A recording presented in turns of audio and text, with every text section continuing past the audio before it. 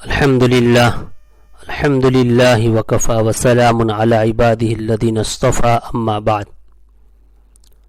محترم سامعین کرام، حکیم الامت مجدد ملت حضرت مولانا اشرف علی صاحب تھانوی رحمۃ اللہ علیہ نے ایک مرتبہ اپنے وعظ میں ہماری نمازوں کا جو نقشہ کھینچا ہے وہ عجیب و غریب ہے۔ چنانچہ فرماتے ہیں کہ ہماری نماز پر سزا نہ ہونا غایت رحمت ہے۔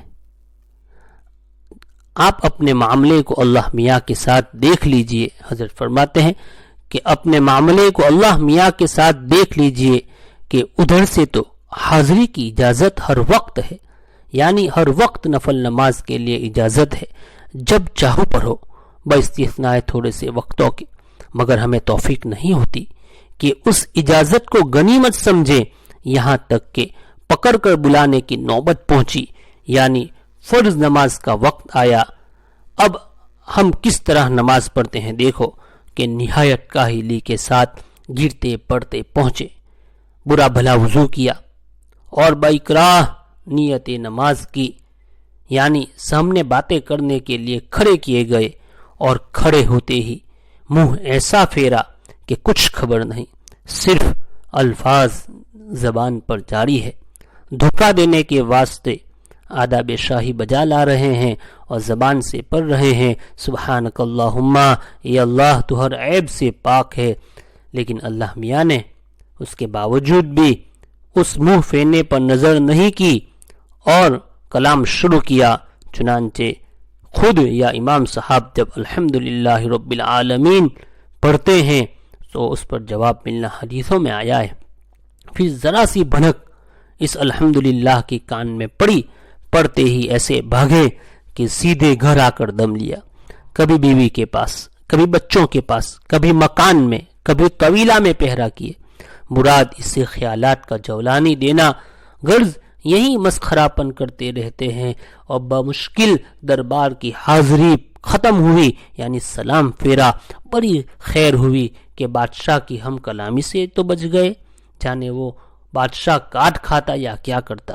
حضرت فرماتے ہیں صاحبو، اب ان گستاخیوں کی سزا وہی ہونی چاہیے تھی یا نہیں جو مثال میں نے عرض کی کہ اگر ایک دفعہ بھی ہم ایسی نماز پڑھتے تو کبھی اللہ میاں کے یہاں ہم کو گھسنے نہ دیا جاتا، اور فوراً دربار سے نکلتے ہی گرفتاری اور حبس دوام کا روبکار جاری ہوتا، فرمان جاری ہوتا اللہ کی طرف سے۔ مگر سنیے کہ اللہ میاں سے کیسا روبکار جاری ہوا، اللہ نے کیا کہا ہماری اس ایسی نماز پڑھنے کے باوجود؟ فرمایا کان سعیہم مشکورا، تمہاری کوشش قابل قدر ہے۔ اس نے دربار میں آ کر اتنی دیر کی مصاحبت کو اچھی طرح انجام دیا۔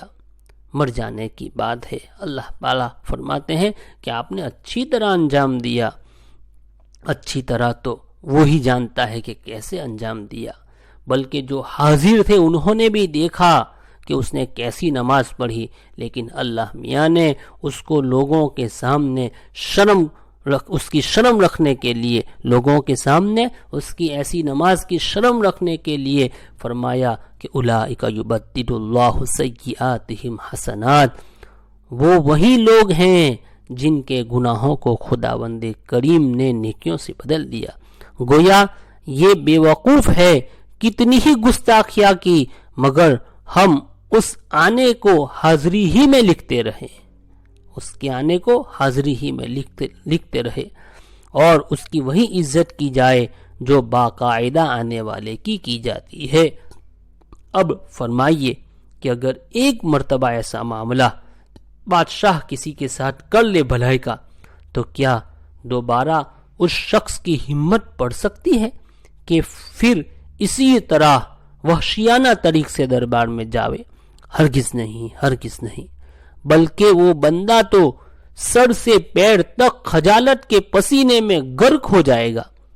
مگر ہم ایسے احسان فراموش ہیں کہ ایک دو دفعہ کیا مانا، سینکڑوں بار، بلکہ ہر روز 5 بار یہی جفاکاری کرتے ہیں، مگر ادھر سے مطلق خیال نہیں کیا جاتا۔ اس پر ترا یہ کہ ان لنگڑے لولے اعمال میں بھی ہم کمی اور کوتاہی کرتے ہیں. یعنی حضرت کہنا یہ چاہتے ہیں کہ ہم نماز نہیں پڑھتے ہیں، نمازوں کو چھوڑ دیتے ہیں، بلکہ نماز تو کیا پڑھتے، خدا تعالیٰ کے محرمات، اللہ پاک نے جو جو چیزیں حرام کی ہے ان کی طرف ہمارا میلان دن بدن بڑھتا جاتا ہے. اللہ تعالیٰ ہمیں صحیح معنی میں صحیح حقیقت کے ساتھ نماز پڑھنے کی توفیق عطا فرمائے. آمین. وآخر الدعوانا ان الحمد للہ رب العالمین.